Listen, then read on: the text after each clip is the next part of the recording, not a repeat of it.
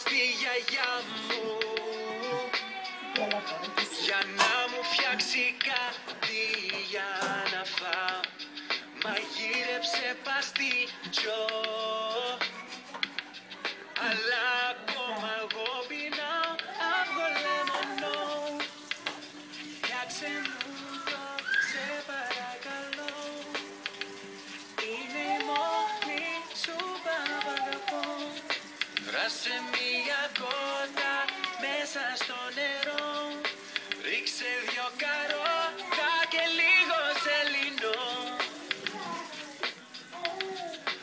Oh baby, σε κάμια ώρα θα μυρίζει. Ωραία ρίξε γάλα και αυγά. Στο τέλος βάζεις ρύζι και ζύφεις δύο λεμονιά, αυγό λεμονό.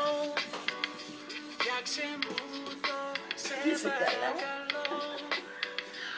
Είναι η μόνη σου. Τι φτιάχνεις εκεί, μαμ? Και σκεφασουλάδα φύγε από εδώ. Κόκκινη μανέστρα, είσαι ψευτικό.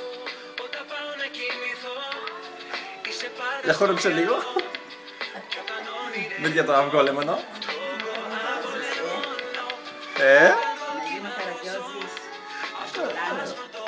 Αφού είμαι κι εγώ.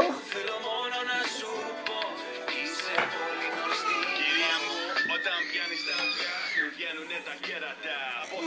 Εδώ, να φαίνεται το αυγολέμονο.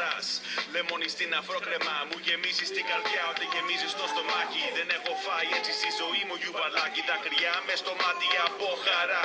Θα σε παντρεύα αν δεν ήσουν αγιαγιά του Σωτηρή.